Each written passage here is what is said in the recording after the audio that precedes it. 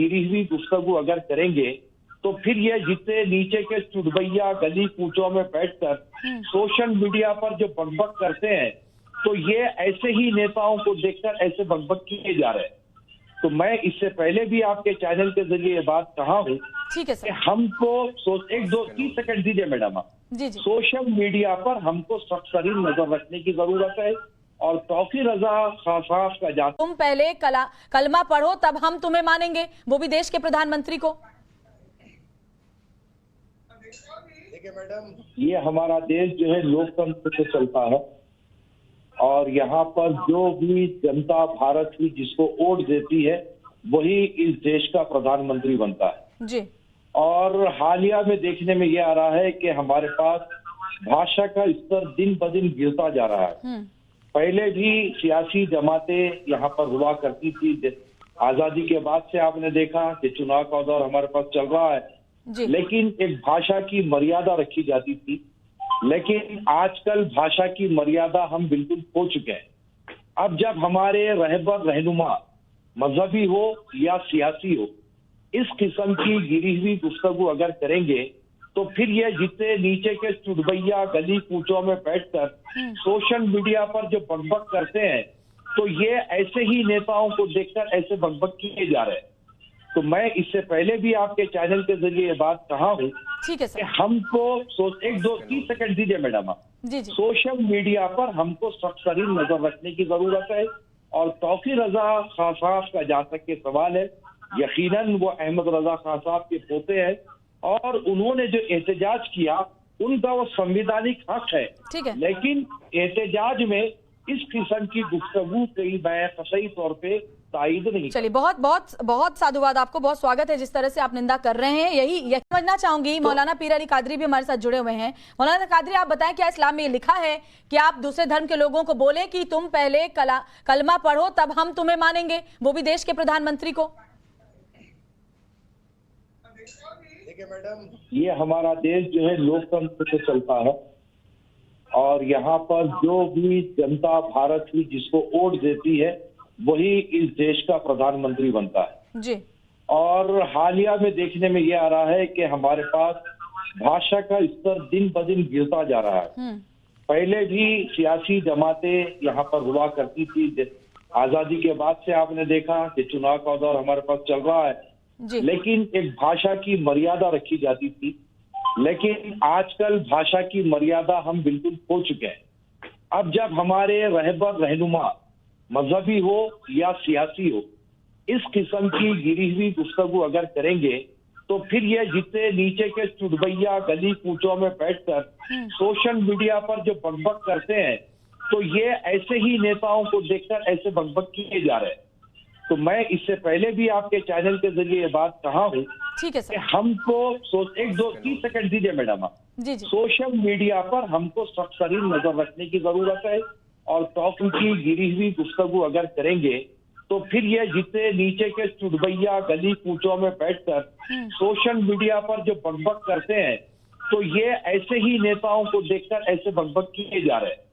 तो मैं इससे पहले भी आपके चैनल के जरिए ये बात कहा हूँ कि हमको 30 सेकंड दीजिए मैडम आप। जी जी। सोशल मीडिया पर हमको सख्त नजर रखने की जरूरत है और तौकीर रजा खान साहब का जहाँ तक के सवाल है, यकीनन वो अहमद रजा खान साहब के पोते हैं और उन्होंने जो एहतजाज किया उनका वो संवैधानिक हक है, लेकिन एहतजाज में इस किस्म की गुफ्तगू कई मैं सही तौर पे तायद नहीं। चलिए, बहुत बहुत बहुत साधुवाद आपको, बहुत स्वागत है जिस तरह से आप निंदा कर रहे हैं।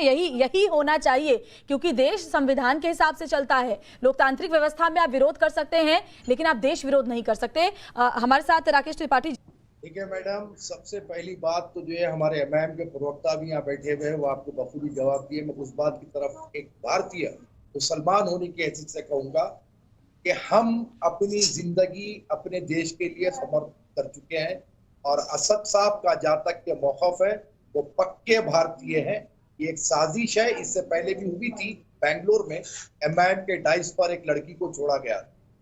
तो मैं अब आगे की बात, तौकीर रजा खान साहब ने जो यूएन की बात की, तो मैं कहना चाहता हूँ कि जिस वक्त अरब मुमालिक जो है नुपुर शर्मा के बारे में इन्वॉल्व हुए तब भी हमने ये कहा था कि ये हमारे देश का मसला है। हम नुपुर शर्मा को हमारे देश के कानून और संविधान के तहत सजा दिलाएंगे, अरेस्ट करवाएंगे, FIR कराएंगे, लेकिन कोई बाहर का देश हमारे मामलात में मुदाखलत ना करे। तो आज मैं मौलाना तौकीर रजा खान साहब को बड़े ही आदर के साथ ये कहना चाहता हूँ कि UN ये सब बातें हमको नहीं चाहिए। ये देश में संविधान है, हम हमारा हक हमारे संविधान के तहत लेंगे, हमको कहीं जाने की जरूरत नहीं है। बिल्कुल, अपने संविधान पर, अपने लोकतंत्र पर यकीन है कि डॉक्टर पवन राव अम्बेडकर जी कुछ कहना चाहते हैं। मां पढ़ ले प्रधानमंत्री नरेंद्र मोदी तो उन्हें मोक्ष मिल जाएगा। तो क्या इस्लाम में कुछ ऐसा है क्या? ये जरा समझाएं हमारे दर्शकों को कि अगर कलमा पढ़ ले तो मोक्ष मिल जाएगा। ठीक है मैडम, ये हर धर्म की आस्था की बात है। अब अगर जो है मुसलमान मोक्ष जैसा कुछ होता है क्या? इस्लाम में मोक्ष होता है क्या? सुनिए मैडम, इस्लाम में ये कहा जाता है कि जिसने कलमा पढ़ लिया उसने नजात पा ली, जिसको आप मोक्ष कहते हैं। ठीक है, लेकिन मैं एक बात की तरफ तवज्जो दिलाना चाहता हूं। मोक्ष इस्तेमाल करते हैं क्या आप? मोक्ष जरा सुनिए ना मैडम। नहीं, मैं समझना चाह रही हूँ सर, मैं आपको घेर नहीं रही, मैं सिर्फ समझना चाह रही हूँ, मेरे दर्शक भी समझना चाह रहे हैं। मोक्ष होता है क्या? नहीं, देखिए मैडम, मोक्ष क्या है आप बताइए मुझे पहले। मोक्ष किसे कहा जाता है हिंदू धर्म में? बिल्कुल, हिंदू धर्म में तो ये मानते हैं कि आपकी फिर से जो पुनर्जन्म में आपको नहीं आना पड़ेगा, आप ईश्वर के दास हो जाएंगे और मोक्ष मिल जाएगा आपको अपनी जिंदगी के। आपको जो है एक मानो में नजात, मैं जो कह रहा हूँ कि इस दुनिया की झंझटों से नजात मिल जाएगी। तो मोक्ष तो हिंदू धर्म में वो कहा जाता है। हम ये कहते हैं कि जिसने कलमा पढ़ लिया उसको नजात मिलेगी। तो ये हर धर्म की एक आस्था है। लेकिन तौकीर रजा खान साहब दूसरे धर्म के लोगों को अपने दूसरे धर्म के लोगों को कलमा पढ़ा के मोक्ष दिलाएं, ऐसा नहीं कुछ।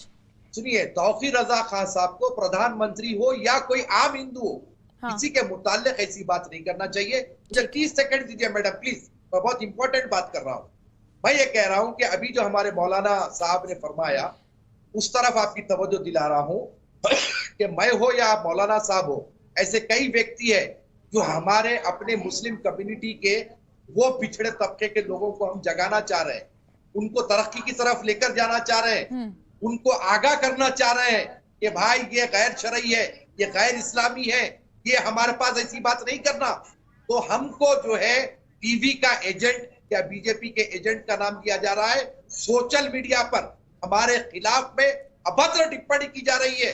मैं आपके चैनल के माध्यम से अजीत डोभाल साहब को, NSA के जो चीफ है, उनको ये कहना चाह रहा हूँ कि इससे हमारे अभद्र टिप्पणी पर तो हम बात कर रहे हैं सर। हमारा टॉपिक ही वही है कि किसी को भी अभद्र भाषा का इस्तेमाल नहीं करना चाहिए। जो भाषा का गिरता स्तर है उस पर ध्यान रखने की जरूरत है, फिर चाहे वो किसी भी तरफ का हो। सोशल मीडिया पर कंट्रोल नहीं, कादरी साहब के दर्द को समझिए, कादरी साहब के दर्द को आप समझिए, हो क्या रहा है। और बड़े जिम्मेदार लोग बैठे हैं, तहसीन पूनावाला कोई छोटे मोटे लोग नहीं हैं, बहुत सीरियस लोग हैं और काबिल लोग हैं। तमाम लोगों से मैं कहता हूं कि आप देखिए कि डिबेट में हम आते क्यों हैं। किसी इशू पर जब हम डिबेट करते हैं तो एक सारांश निकलकर सामने आता है जिससे आम लोगों का माइंडसेट तैयार होता है। अब माइंडसेट तैयार करना है तो साहब हम जिस समाज में काम कर रहे हैं, जिस सेक्टर में, जिस सेक्शन में, हम उसकी बात करेंगे या नहीं करेंगे। तो हम डिप्रेस कास्ट की माने बात अगर करते हैं, हम काम ही वही कर रहे हैं, उसी सेक्शन में हम काम कर रहे हैं। और आर्टिकल 341 के पर रिलीजियस बैन के खिलाफ लगातार हम लड़े। हमने कहा कि जो जिस माने सोशल एक पसमानदा मुसलमानों की बात हम कर रहे हैं तो हमें मुसलमानों का दुश्मन बनाकर पेश कर दिया जाएगा और हमें कहा जाएगा कि ये लोग पैसे पर जाकर टीवी पर बोल रहे हैं। ये मामला हो रहा है। ओपन टू ऑल फोन पर धमकी दी जा रही है, सोशल मीडिया के जरिए जान से मारने की धमकी नहीं होना चाहिए। हम यही बात कर रहे हैं, किसी भी पार्टी में कब्जा है धर्म पर, एक छत्र कब्जा है धर्म पर। तहसीन पूनावाला कुछ कहना चाहते हैं, बोले। राणा साहब जो यहाँ पर बैठे स्टूडियो में और कादरी साहब, मैं इनसे कहना चाहता हूँ कि लॉ एंड ऑर्डर अगर आपको धमकी मिल रही है तो बहुत गलत है। Law and order state subject है। आप या तो अमित शाह जी, अजीत डोभाल जी या जो आपके मुख्यमंत्री, उनसे ये अपील कीजिए कि आपकी सुरक्षा बढ़ाई जाए। मैं दो और चीज और ये गलत है और बिल्कुल नहीं होना चाहिए। मैं दो चीज कहकर अपनी बात समाप्त करना चाहता हूँ। मैं बिल्कुल इत्तेफाक रखता जो अगर बीजेपी कह रही है कि सहयोग नहीं है, ये प्रयोग हो रहा है। हाँ देखिए प्रत्युष जी, ये हमारा देश लोकतांत्रिक देश है और यहाँ पर जो भी प्रधानमंत्री बनता है उसको इस देश की जनता चुनती। अब रहा सवाल कि ये जो सारे हालात हमारे देश में हो रहे हैं, मैं अपने नजदीक सोशल मीडिया को इसके जिम्मेदार समझता हूं सर, क्योंकि पहले हमारे पास मर्यादा की भाषा इस्तेमाल की जाती थी, भाषा की कुछ मर्यादा होती थी, लेकिन आजकल हमारी भाषा का स्तर इस कदर गिर चुका है कि हमको अपने आप को उनके सामने पेश करने के लिए शर्म आ रही है। देखिए, मुसलमानों की जब हम तरक्की की और जो है उन्नति की जब बात करके, भाई आप ये मत करो, ये गलत है, ये आपको इस्तेमाल किया जा रहा है, आपके ऊपर केसेस बुक हो जाएंगे। जब हम आपके मीडिया के तहत बात करते हैं तो जो है सोशल मीडिया पर अभद्र टिप्पणी करके ये लोग फला के एजेंट है, फला के एजेंट है।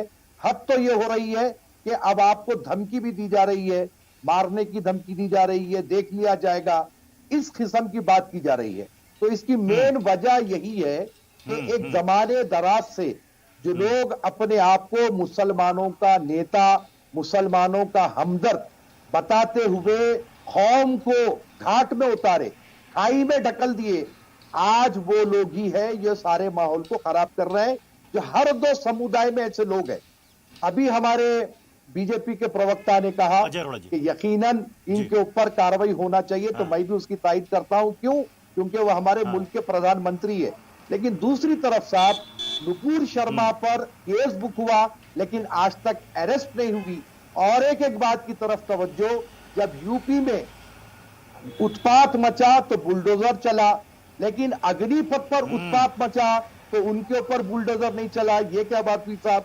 देखिए, दंगाई तो दंगाई है, चाहे वो जुमे की नमाज के बाद करे, चाहे वो अग्निपथ के नाम पर करे, सब पे कार्रवाई होना, ये हमारा मुतालिबा। ठीक है जी को और प्रेम शुक्ला जी को रखिएगा स्क्रीन पर।